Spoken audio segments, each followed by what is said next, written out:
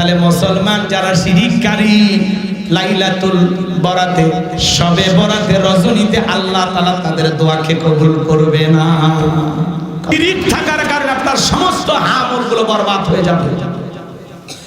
এই যে শবে বরাতের রজনী লাইলাতুল নিসফি মিন শাবান, এই রজনীতে আল্লাহ তাআলা তার বান্দার দোয়াকে কবুল করবেন, কিন্তু এই সমস্ত বান্দাদের দোয়া আল্লাহ কবুল করবেন না যারা শিরিক করেন, যারা মুশরিক, যারা পিতামাতার অবাধ্য, যারা জাদুটোনা করে, যারা জিনাকারী, যারা মদ পান করে, এই সমস্ত ব্যক্তিদের দোয়া আল্লাহ রাব্বুল আলামিন কবুল করবে না। তাহলে মুসলমান যারা শিরিককারী লাইলাতুল বরাতে শবে বরাতে রজনীতে আল্লাহ তাআলা তাদের দোয়াকে কবুল করবে না। কথা কয় না? তাহলে শিরিক মুক্ত ঈমান আল্লাহ আমাদেরকে দান করো, জোরে বলেন আমিন। তাহলে মুসলমান কখনো শিরিক করতে পারে, আর যেখানে শিরিকের কাজ হয় সেই জায়গায় মুসলমান অংশগ্রহণ করতে পারে। অনেকে বলে হুজুর বউ বাচ্চা নিয়ে একদিন না মেলাত গেছি, গেলে কি আমি হিন্দু হয়ে গেলাম? আপনি ঠেটা ভাই, আপনারা বোঝানোর ক্ষমতা আমার নেই। আপনি যাবেন কেন? আপনার বাচ্চা কাটটা কান্নাকাটি করতেছে, সিরাজগঞ্জ শহরে নিয়ে যা ঘুরেন, নতুন কাপড় কিনে দেন, পূজের মেলাত নিয়ে যা ঠান্ডা করা লাগবি, এই অভিভাবক হয়েছে। কথা কয় না কা? আল্লাহ হেদায়েত দান করেন, একটু জোরে কোন আমিন। তো লোকমান হাকিম যখন তার সন্তানদেরকে এভাবে আল্লাহর সাথে পরিচয় করা দিলেন, ইয়া বুনাইয়া লা তুশরিক বিল্লাহ, হে আমার বৎসরা আল্লাহর সাথে কখনো শিরিক করবা না, ইন্না শিরিকা লা যুলমুন আযীম, এই শিরিক হলো সবচেয়ে বড় জুলুম, সবচেয়ে বড় অপরাধ। আল্লাহ এতটা খুশি হয়ে গেলেন, ডেকে বলে লোকমান তুমি তোমার সন্তানকে আমার সাথে পরিচয় করায়া দিলা, এইবার আমার দায়িত্ব তোমার সন্তানদেরকে তোমার সাথে পরিচয় করায়া দেওয়া। একটু চিৎকার মেরে বলুন আল্লাহু আকবার।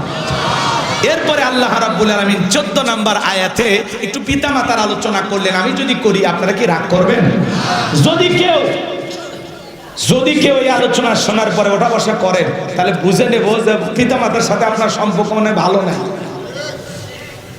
5-6 মিনিট পিতামাতার জন্য দেওয়া যাবে না। এরপরে যুবক রেডি থাকো, এরপরে তোমাদের ওয়াজ আসতেছে, আলহামদুলিল্লাহ। এরপর রাতে আমি যুবকদেরকে নিয়ে আলোচনা করব ইনশাআল্লাহ। কষ্ট হচ্ছে আমার কথা, কি ব্যথা পাচ্ছেন?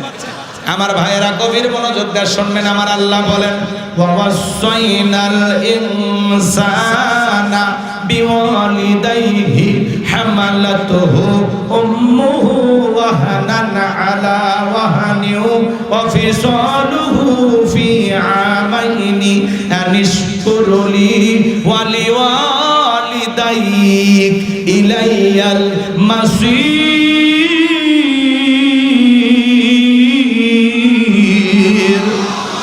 আল্লাহ রাব্বুল আলামিন বলেন আমি তো মানুষকে নির্দেশ দিয়েছি তারা যেন মাতা পিতার সাথে সদাচরণ করে, উত্তম ব্যবহার করে।